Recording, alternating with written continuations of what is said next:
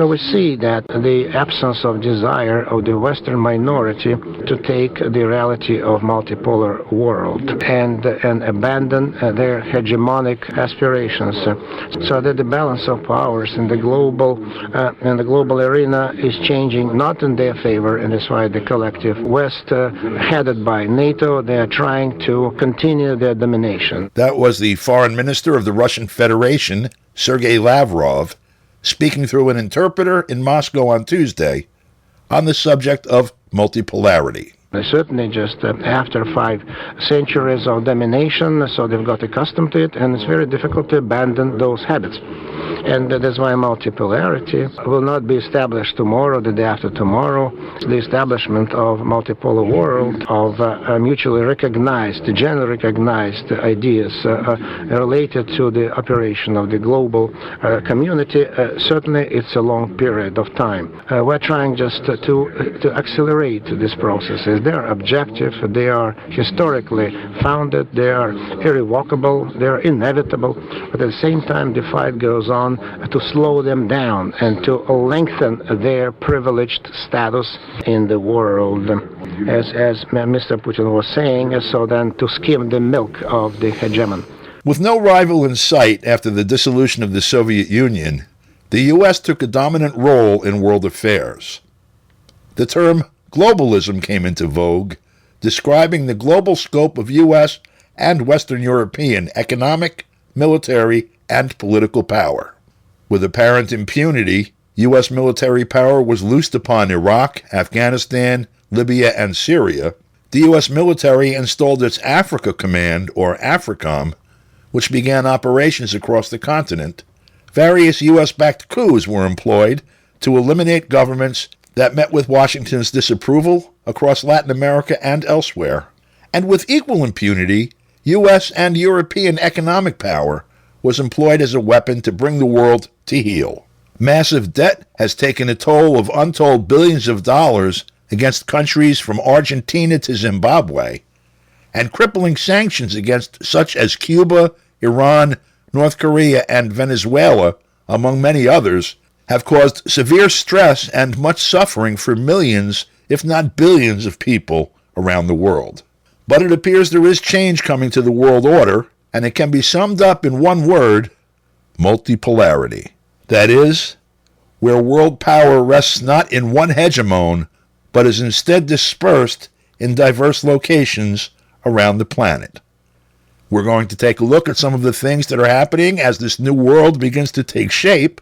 And we begin today with journalist Stephen Sefton, who is based in Esteli, Nicaragua, and reports on affairs in Latin America and the Caribbean for such news outlets as Telesur. Stephen, welcome. It's a pleasure to have you with us. Why don't you give us a few pieces of information about what's happening in the region right now that bears on this question of multipolarity? One of the things about that isn't often discussed about multipolarity, but is becoming very much clearer as time goes on, is that the ideological leanings of any given government or dominant political movement aren't going to enable the country concerned or the political movement concerned to escape the development of multipolarity. So, for example, here in Latin America, many countries are still governed by governments very sympathetic to the United States. Although they may reject in principle the Monroe Doctrine, they tend to be more sympathetic to the United States than they are to China. But the fact is, the kind of brutal economic fact is that China is going to be the dominant economic power in Latin America and the Caribbean for decades to come, because in many ways it already is. Just to give you an idea, and since a lot of people have spoken about the BRICS and the importance of BRICS. Let me just interject here. So we're talking about Brazil, Russia, India, China, and South Africa. And I'm somewhat skeptical about that, and I think you are as well to some extent. Yeah. And you can see the comparison between some of the BRICS countries, especially Brazil. And we have to remember that Brazil, India, and South Africa had got together in 2003 with their own dialogue forum. This is prior to getting involved in BRICS further down the line with Russia and China. So in India, Brazil, and South Africa had already set up a dialogue mechanism. And actually, interestingly enough, that's the same year as the foundation of the Shanghai Cooperation Organization, 2002.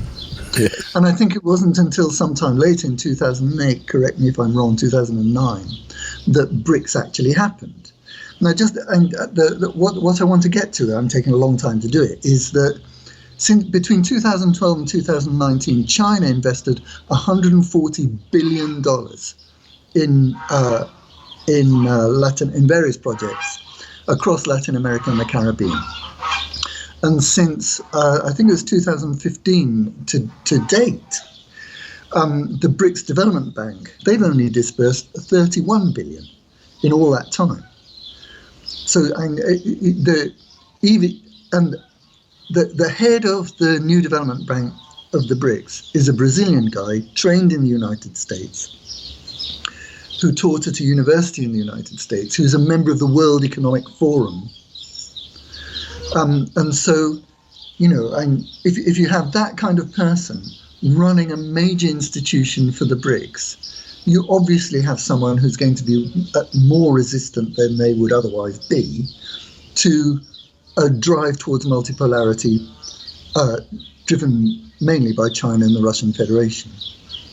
So just look at those figures. China, $140 billion in whatever it was, 7 years, 2012 to 2019, versus $31 billion from 2015 to 2021. Just look at the difference in the proportion of the investment.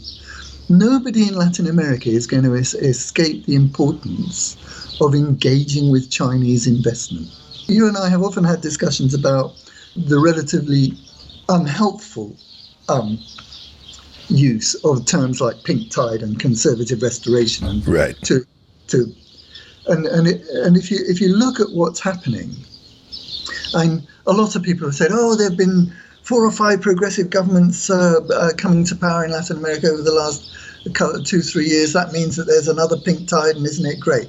Well, no, not necessarily at all. And you have to look at the political complexion of those governments, their limitations. Look at what is happening right now to Cristina Kirchner. In Argentina, exactly. She just was convicted, even though she's a sitting vice president.